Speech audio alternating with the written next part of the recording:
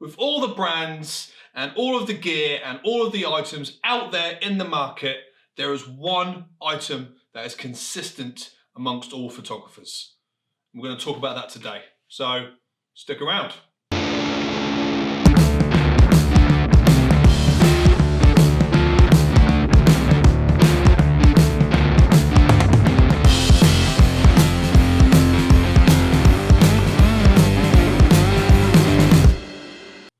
What's up everybody, welcome back to another video here at Benham Media. My name is Nathan and it's an absolute pleasure to see all of you here today. Thank you so much for clicking on that thumbnail.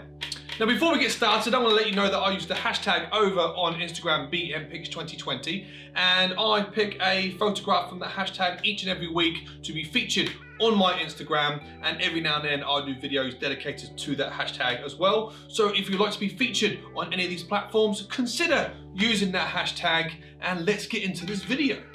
So when you're starting out in photography, there is so much you need to concentrate on. What camera should I buy? What lens should I buy? What gear should I have? What microphone should I have? What lighting should I have? And there is so many things out there to consider, but there is a consistent lens that everybody seems to like or use, even if you're a beginner all the way up to when you are a professional full-time photographer, and that is a nifty 50, and that is what we're going to talk about today.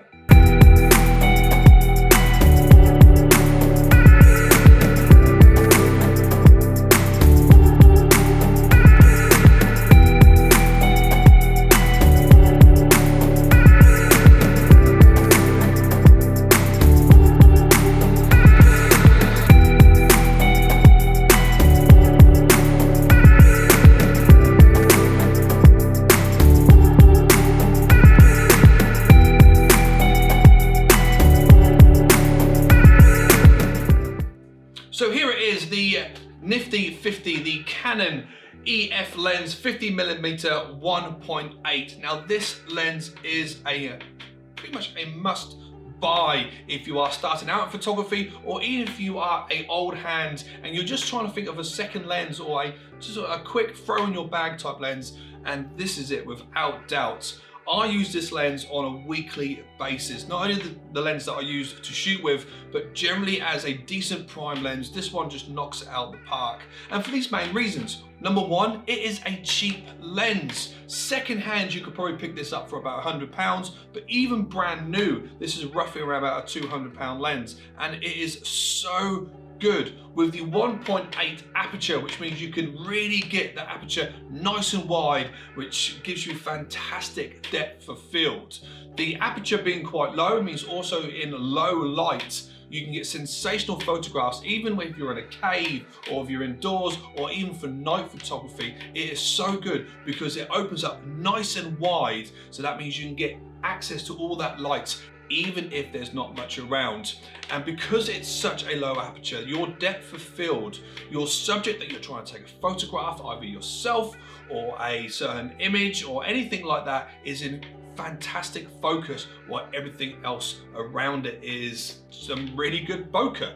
Really, you know, it's a great way of getting that beautiful depth of field, and it's something that you can't get with any other lens. The 50mm seems to be knocking it out of the park. And even if you are a Sony user or a Canon user or a Nikon user or any of those other brands, when people talk about lenses, you generally find a photographer will always recommend a 50mm lens, and it is because of these attributes. Like this lens right here, it is durable. It is a throw in the bag, quick shootout lens that if you want something different, if you want something just that little bit more, this is a lens that you can do that with. And it is brilliant. Like, I use it for portrait shots, not only of myself, but also of some of my clients. I use it for my sort of artistic photography, and you can really get that sort of like pinpoint sharp, accurate on your particular subject, while everything else in the background just sort of like fades away, and you get that sort of nice, again, depth of field within that type of lens. But it opens the wide range. Now, why a prime lens? Prime lenses are good, especially as a photographer, because it really makes you think out of the box. When you have a zoom lens and you're sitting there thinking, right, that's a little bit too far away, so you got to zoom in to try to get your right frame in. The wonderful thing about a prime lens is that it makes you think about your frame, about your composition. Because if it's too far away, it means you need to get closer. If it's too close, it means you need to back up. Like, you have to take those extra steps of thought when you are taking your photograph. And the wonderful thing about this particular lens is because it is cheap, it is durable. This thing has been thrown not into my camera bag, but my normal day-to-day bag. If I'm just taking the camera out and I don't want to lug things around with me, I can simply just throw this in and it works. It still keeps on going. And it's easy to replace as well because it is quite cheap. If at any point the horrible thing happens and it snaps or it breaks or it doesn't work anymore, it is not like one of the other lenses that you can get out there, the 85mm, the 100s to 400mm lenses, which cost an awful lot of money to replace. Because these are so out there and everybody's got one, everybody's looking to replace one, they are cheap to replace as well. So again, it is a fantastic second lens that you can play with.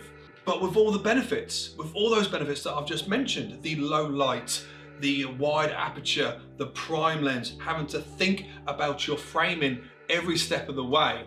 And again, like, you'll get a lens that you would particularly buy for portraits. You'll get a lens that you would particularly buy for landscapes. But this lens can do it all with the right thought, with the right planning, with the right imagination. The 50mm is by far one of the greatest lenses that you could ever buy. And I can, trust me, if you don't have one now and you're like, oh, should I get one? Should I not get one? The day that you buy one, it will never, ever leave your camera bag. It is one of those lenses that seems to sort of stay there and it doesn't collect dust. You know, I've got a couple of lenses that I use once in a blue moon.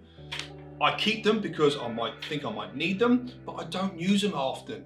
But like I said, I use my 50mm on a weekly basis. If I'm doing some self-portrait shots, it's one of the lenses that I break out.